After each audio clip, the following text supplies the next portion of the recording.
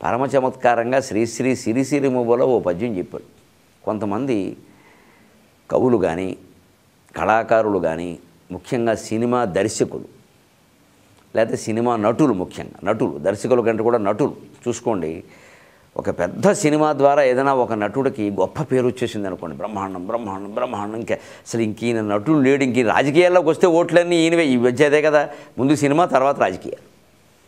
అది కూడా ముందు సినిమాల్లో చేరడానికి కూడా పెద్ద ప్రయత్నం ఏమక్కల, మనకు ప్రయత్నం చేసినా కుదరదు. వాళ్ళ అబ్బాయిలే ఉంటారు ఎంతసేపు. ఓ 4 కుటుంబాలు ఉంటాయి, వాళ్ళ అబ్బాయిలు, వాళ్ళ మనవాళ్ళు, వాళ్ళ మునిమలవాళ్ళు, మన కర్మ కాలిపోయి వాడి మెడాతోడ మనం చూస్తూ ఉంటాం ఇక్కడ.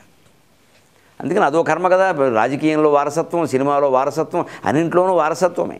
మా కవిత్వం ఒకటే వారసత్వంగా రావట్లేదు, ఎందుకంటే ఇది ప్రతిభ. ఎంత ప్రయత్నం చేసినా నా కొడుక్కి లేదా వాడి కొడుక్కి వచ్చే వ్యవహారం కాదు ఇది. వాడికి జన్మాంతర సుకృతం ఉండాలి, ప్రయత్నం చేస్తే రాదు కవిత్వం. అందుకని సాహిత్య రంగం ఒకటే వారసులు లేకుండా ఉంది. పైగా దీనికి వారసులు లేకపోవడానికి ఇంకో కారణం ఉంది. మేము సంపాదించుకునేదంతా దీనికి వారసులు ఎందుకు మళ్ళీను?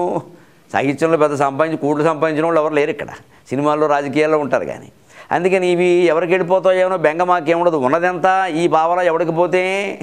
అందుకని వారసులను సృష్టించే ప్రయత్నం కూడా మా సాహిత్యవేత్తలు చెయ్యరు. ఆ ప్రయత్నం సంగీతం కూడా కుదరదు. ఇది కొడుకు సంగీతం నేర్పినంత మాత్రం ముందు గొంతు బాగుండాలి. అంచేతన అది పెద్ద విషయం కాదు. కానీ ఇవాళ నిజంగా సినిమా రంగాన్ని, రాజకీయాన్ని చూస్తూ ఉంటే, అనేక రంగాలు ఈ వారసత్వం ప్రధానంగా ఉన్నవి చూస్తే అసలు ఏమి ఒక వయసు వచ్చాక ఆ గౌరవం పోతే ఏమైనా ప్రమాదమా? తప్పనిసరిగా కొడుకు అప్పగించి తీరాలా అనిపించదా అండి? అందుకే మహాకవి శ్రీశ్రీ ఏమన్నాడంటే, ఒక నటుడికి ఒక చలనచిత్రంతో మహత్తరమైన పేరు వచ్చేసింది అనుకోండి, ఆ తర్వాత అతను ఇక నటించడం మానేయాలన్నంత ఒత్తిడి వచ్చేస్తుంది. ఎందుకంటే మళ్ళీ చిత్రం ఆ స్థాయిలో లేకపోతే అయిపోయిందిరా మనవాడి పైన పెడిపోయాడరా అంట. లేదా ఇక్కడి నుంచి రకరకాల నమ్మకాలు వస్తాయి. అది శుక్రవారం విడుదలైంది, అందుకే అది బాగా ఆడింది. తర్వాత శనివారం విడుదల చేసాడు, శని కొట్టేసింది అంటాడు. ఇంక సెంటిమెంట్లు అనేవి రాజకీయాల్లో, సినిమాల్లో ఉన్నంతగా ఇంకెక్కడ ఉండవు. అందుకే ఏదో అంటాడు ఖచ్చితంగా. అందుకని ఒక సినిమా నెగ్గగానే సరిపోలేదు, ఒక కవికి కూడా అంతే.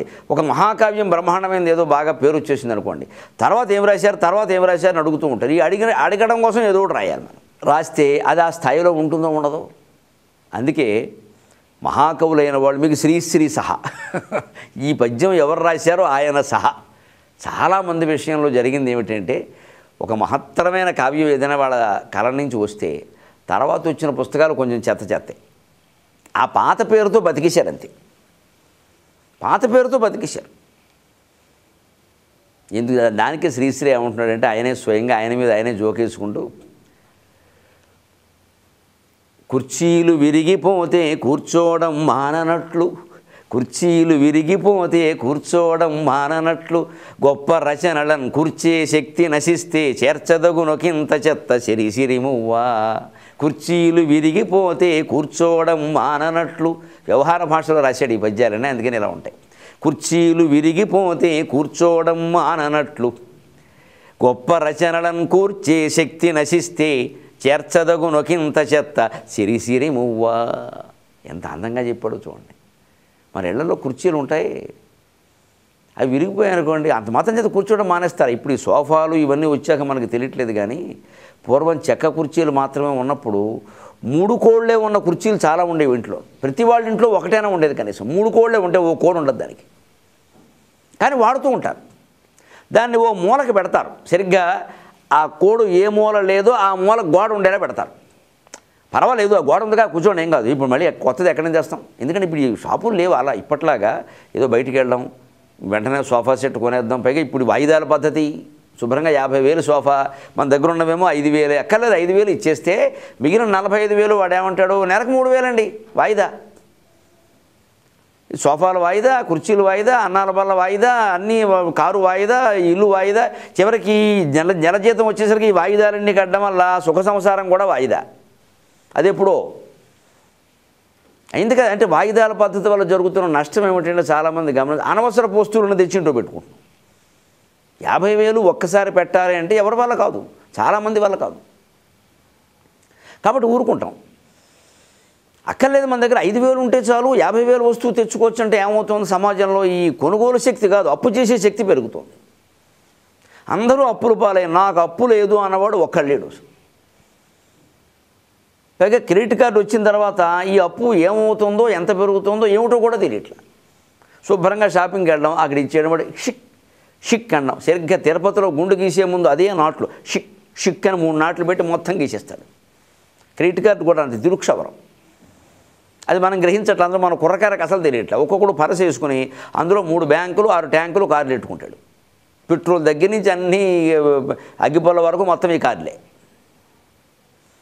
ఎంత ఇస్తున్నాడో తెలియదు. ఎప్పుడో ఇంత కాగితం వచ్చింది, చిత్రగుప్తుడు పాపాల చెట్టాలాగా. ఇక దాన్ని చూసి పైనుంచి కిందికి చదివేసరికి మనకు సమయం ఉండదు. పోనీ కట్టే, ఎందుకు వచ్చింది ఈసారి కట్టే, తర్వాత చూద్దాం, ఇంక ఈసారి ఏమిటి అంతే. ఇంకా ఇలా మనం పెంచుకోవట్లేదని ఈ వాయిదాలు. నిజానికి ఆలోచిస్తే పూర్వం వాళ్ళ యొక్క జీవనంలో గొప్పతనం ఏంటంటే వాళ్ళన్నీ చెక్కవి చేయించుకోవాలి, వడ్రం మేస్త్రిని పట్టుకోవాలి. వాడు ఇంటికి వచ్చి చెయ్యవు కుర్చీ చేయాలంటే 10 రోజులు పడుతుంది. అందుకని వాళ్ళు ఏం చేయాలి, చచ్చిపోతాం మళ్ళీ అక్కడ చేయించుకుంటాం, దాన్నే వాడండి పర్వాలేదు అని చివరికి భోగి మంటల్లో పడేసే స్థితి వచ్చే వరకు దాన్నే వాడేవారు. అలాగా కుర్చీలు విరిగిపోతే కూర్చోవడం మాననట్లు విరిగిపోయిన కుర్చీల్లో కూడా ఓ కోడు విరిగిపోయినా ఓ పేడు విరిగిపోయినా ఏదో అలా సర్దుకుని కూర్చున్నట్టే గొప్ప రచనలను కూర్చే శక్తి నశిస్తే, పెద్ద పెద్ద మంచి రచనలు గొప్ప రచనలు చేసేటువంటి శక్తి నశించిపోయినా కూడా చేర్చదగునకింత చెత్త సిరి మువ్వా, పర్వాలేదు ఏదో కొంత చెత్త చేసేసి ఓ పుస్తకం వేసేస్తే అయిపోయి. చాలామంది మీరు వచన కవిత్వం పద్య కవిత్వం భేదం లేకుండా సాహిత్య రంగంలో ఒక 100 ఏళ్ల బట్టి పరిణామాలు మీరు గమనిస్తే ఒక్క పుస్తకం ఉంటుంది గొప్పదంతే అయింది. ఇక తర్వాత ఆయన ఆ పుస్తకంతో బతికేస్తాడు. ఇక మిగిలింది రాసిందంతా చెత్తే. కానీ ఏమిటంటే ఎప్పుడు ఆయన అండి అదండి అంటారు. ఇంకా ఆ విషయం శ్రీశ్రీ కూడా వర్తిస్తుంది, అనుమానం లేదు. మహాప్రస్థానం అన్నట్టుగా మరో ప్రస్థానం లేదు, మళ్ళీ దాన్ని ఎవరు ప్రస్తావించరు. ఇంక ఖడ్గ సృష్టి అన్నీ ఖడ్గ సృష్టిలో కవిత్వాలు నిజంగా పరిశీలిస్తే 10th క్లాస్ అబ్బాయి రాసిన పద్యాల్లో ఉంటాయి చాలా భాగం. అనుప్రాసే ఎక్కువ భాగం. మహాప్రస్థానం సాయి ఖడ్గ సృష్టికి లేదు, అందరికీ తెలుసు ఆ విషయం. ఇది అందరి విషయం. అందుకే ఆయన సరదాగా అన్నాడు, ఏదో చెత్త చేర్చినట్టు చేర్చండి అయ్యా అన్నాడు. అలాగా. కానీ అందుకే కవులు వేదాంతులు కావాలి, తత్వవేత్తలు కావాలి. ఎవరన్నా ఏమండి ఈ మధ్య ఏమి రాశారు, నేను ఇంకా రాయనండి, ఇదివరకు చాలా రాశాను చదువుకోండి అని చెప్పేయాలి. రాసింది చాలుగా, అది మహాకావ్యమైనప్పుడు మళ్ళీ ఎందుకు రాయాలి? అలసాన పెద్దన మనుచరిత్ర ఒక్కటే రాశాడు, రెండోది రాయలేదు. నేను నష్టమా? నంది తిమ్మన పారిజాతాపహరణం ఒక్కటే రాశాడు, రెండోది రాయలేదు. భర్తృగారు సుభాషితాలు రాశాడు, ఇంకేం రాశాడో మనకు దొరకలేదు, తెలియదు. పెద్ద ప్రసిద్ధం కాదు. నష్టమా? సుభాషితాలు చాలవా? అందులోనూ 300 పద్యాలు రాస్తే నీతి శతకం పద్యాలే బాగా ప్రసిద్ధమయ్యాయి. శృంగార శతకం వైరాగ్య శతకం చాలామందికి తెలియదు. ఏమైనా నష్టమా? దీనికోసం మనం ఏమైనా ఇబ్బంది పడాలా? అందుకే మనం గుర్తుపెట్టుకోవాల్సింది ఈ అయిన వాళ్ళు కాని వాళ్ళు అనే భేదం వదిలిపెట్టేసి అబ్బో బాబు నేను చేసింది ఏదో చేశాను నువ్వు చేసుకో అన్నారు. అందుకే తెలుగులో సామెత అయిన వాళ్ళ కాకుల్లో కాని వాళ్ళ కంచాల్లో అంటారు. అయిన వాళ్ళ కాకుల్లో కాని వాళ్ళ కంచాలు. నిజానికి ప్రాస చూడండి, అయిన వాళ్ళు ఆకులు ఆ, కాని వాళ్ళు కంచాలు కా. కానీ ఇది ఎందుకు వస్తుందంటే లోకంలో మనం ఇళ్లలో భోజనాలు అవి పెట్టినప్పుడు సాధారణంగా మనకు దగ్గర బంధువులు వస్తే కంచాల్లోనే పెట్టేస్తాం. మనకు ఆత్మీయులని అర్థం.